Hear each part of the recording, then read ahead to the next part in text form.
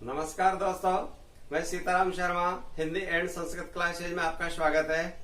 आज हम हिंदी व्याकरण में अर्थ के आधार पर वाक्यों के भेद पढ़ेंगे। तो चलिए शुरू करते हैं।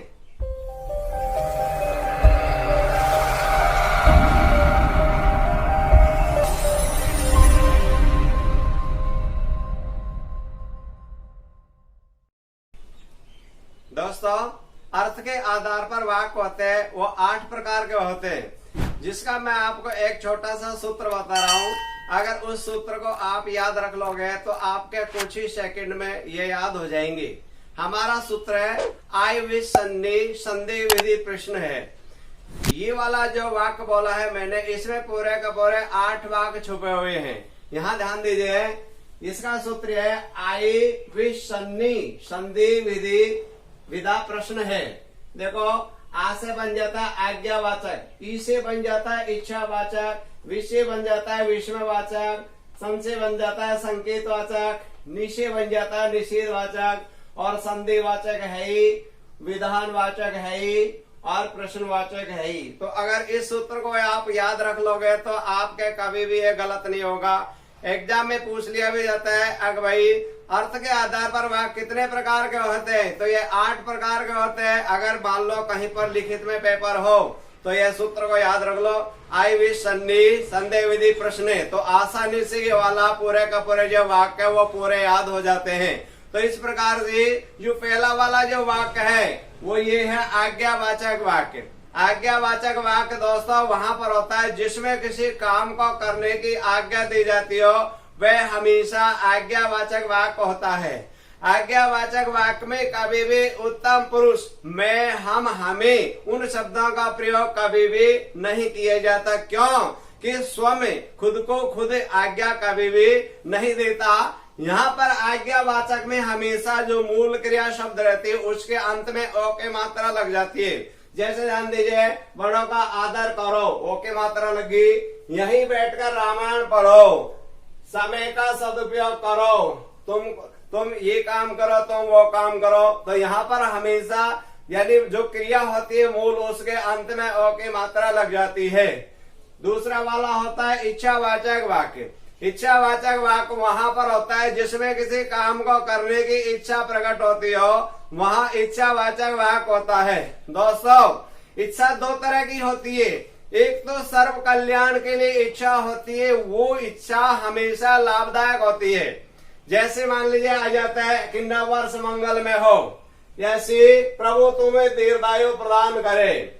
जैसे आपने देखा होगा एक ट्रेन जंक्शन से चलती है, वो चलने से पहले जो मशीन होती है, कंप्यूटर होता है, उसमें एक जो लेडीज होती है वो बोलती है ईश्वर आपकी यात्रा मंगल में करे।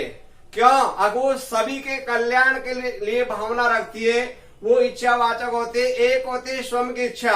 स्वयं की इच्छा दोस्तों क्या होती है? मन में किसी भी प्रकार की जो खुशी के लड्डू मन में फूटते हैं वो हमेशा स्वयं की इच्छा होती है। क्योंकि स्वयं की जो खुशी के लड्डू मन में फूटते रहते हैं, वो इच्छा हो भी सकती है और नहीं भी हो सकती, लेकिन उस इच्छा को आराम से वो प्रकट तो कर सकता है। जैसे आ जाता है कि मैं पढ़ लिख कर विद्वान बनूंगा, अरे पढ़ेगा जब तो विद्वान बनेगा। जैसे मैं बड़ा होकर राजा बनूंगा, वो बड़ा होगा जब तो राजा बनेगा। जैसे आ जाता है मैं पढ़ लिख कर विद्वान बनूंगा, तो ये इच्छावाचक होते हो 2 तरह से होती है। एक तो सार्वजनिक होती है, सभी का कल्याण के लिए होती है, और एक होती है वो पर्सनल होती है। तो दोनों के दोनों इच्छा होती है, वो हमेशा इच्छावाचक वाक्य में आ जाता है।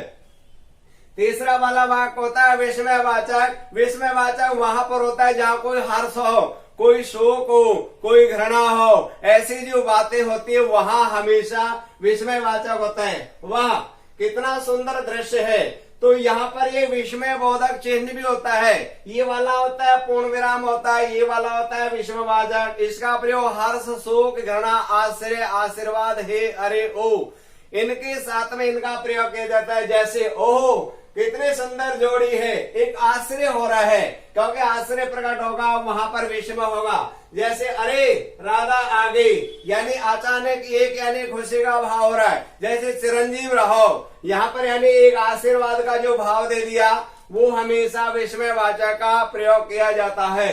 चौथा वाला होता है, वो होता है संकेतवाचक वाक्य। संकेतवाचक वाक्य वहां पर होता है जिसमें किसी कार्य के होने की ओर संकेत का बोध हो, वह हमेशा संकेतवाचक वाक्य होता है। इसमें जो भी शब्द बोला उससे अपने आप ही सामने वाला समझ जाता है किधर को कार्यक्रम हो रहा है। जैसे यात्री अपने सामान की रक्षा स्वयं करे, संकेत मिल गया, सभी लोग इस वाक्य के बात जो बताइए उसका पालन करेंगे, अपने अपने सामान उठा लेंगे।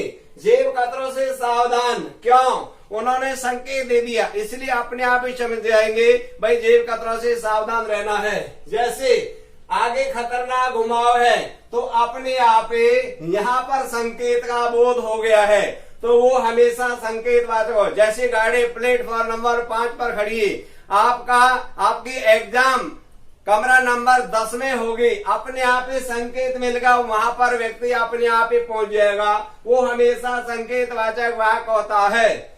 आगे 5वां नंबर है निषेधवाचक वाक्य। निषेधवाचक वाक्य वहां होता है जिसमें किसी कार्य के नहीं करने, मना करने या कानूनी धाराओं का बोध हो, वहां हमेशा निषेधवाचक वाक्य होता है। जैसे जगह जगह लिखा भी रहता है भारी वाहनों का प्रवेश वर्जित है, रात्रि को 8 बजे से और प्रातः 8 बजे तक भारी वाहन का प्रवेश वर्जित है, लिखा रहता है। आगे है मैं पाप कर्म नहीं करूंगा, यानी अपने आप ही मना कर दिया। जैसे बिना टिकट यात्रा पाए जाने पर 500 रुपए का अर्थदंड होगा, तो ये कानूनी धाराओं का बोध हो गया। जैसे ये आम रास्ता नहीं है, तो यहाँ पर यानी निषेध हो गया, मना कर दे या कानूनी धारा हो जाए। जैसे परीक्षा के समय चीटिंग करते पाए जाने पर 3 साल के लिए बाहर निकाल दिया जाएगा, तो यानी कानूनी धारा जो जुड़ जाती है, यह स्वयं मना कर देता, वो हमेशा निषेधवाचक वाक्य होता है। 6वां नंबर होता है संदेहवाचक वाक्य। दोस्तों संदेह होता है, वो पूरा हो भी सकता है और नहीं भी, जिसमें किसी कार्य के होने में संदेह हो, वह हमेशा संदेहवाचक वाक्य होता है। हो सकता है कल राधा आए, आ भी सकता है और नहीं भी। परीक्षा परिणाम आया होगा, क्यों? कंफर्म नहीं है, वहां पर यानी अभी परीक्षा परिणाम आया होगा, शुभ ने उसको देखा नहीं। जैसे शायद आज वर्षा हो भी सकती है और नहीं भी, क्यों? संदेह है। जैसे अभी ऑल इंडिया रेडियो से समाचार मिले कि रात्रि को 12 बजे रसगुल्ला बरसने की संभावना है, सभी लोग अपना मुंह खोलकर सोए, तो ये क्या होगा? संदेह हो भी सकता है और नहीं भी, तो वहां पर संदेहवाचक वाक्य हो जाता है। 7वां नंबर आता है विधानवाचक। विधानवाचक वहां पर होता है जिसमें प्रकृति के अनुसार, विधि विधा अनुसार कोई क्रिया हमेशा निरंतरता का बोध लेती हो, वो हमेशा विधानवाचक वाक्य होता है। यानी जब से सृष्टि बनी है उसी के अनुकूल जो कार्य प्रक्रिया चलती रहती है, वो हमेशा विधानवाचक वाक्य होता है। जैसे कश्मीर भारत का स्वर्ग है, क्योंकि पहले से ही मौजूद है और जब तक सृष्टि रहेगी इतना वह स्वर्ग के रूप में जाना जाएगा। जैसे गंगा हिमालय से निकलती, प्रकृति के अनुकूल जो प्रवेश जो यानी प्रवाह उद्गम स्थान होगा गंगा का, वो हमेशा निकलती है। जैसे हिंदी राष्ट्रभाषा है, यानी विधि विधानुसार मान्यता दे दी गई है, तो वो विधानवाचक वाक्य होता है। जैसे सूर्य पूर्व में उदय होता है, जैसे पृथ्वी सूर्य के चारों ओर घूमती है, तो ये विधि विधा यानी परमात्मा के द्वारा, प्रकृति के द्वारा जो नियम है, वो हमेशा विधानवाचक होता है। जैसे ताजा दूध मीठा होता है, जैसे दूध का रंग सफेद होता है, जैसे सर्दियों में सर्दी लगती है, गर्मियों में गर्मी लगती है, तो ये क्या? विधि विधानुसार प्रकृति के अनुकूल जो प्रक्रिया होती है, वह विधानवाचक वाक्य होता है। और 8वां होता है प्रश्नवाचक वाक्य। दोस्तों प्रश्नवाचक वाक्य में हमेशा क्या, क्यों, कैसे शब्दों का प्रयोग किया जाता है और इसमें हमेशा ये क्वेश्चन मार्क लगता है। जैसे तुम्हारा नाम क्या है, बाहर कौन खड़ा है, तुम कौन से गांव में रहते हो, तो दोस्तों इस प्रकार का पालन हमको करना है।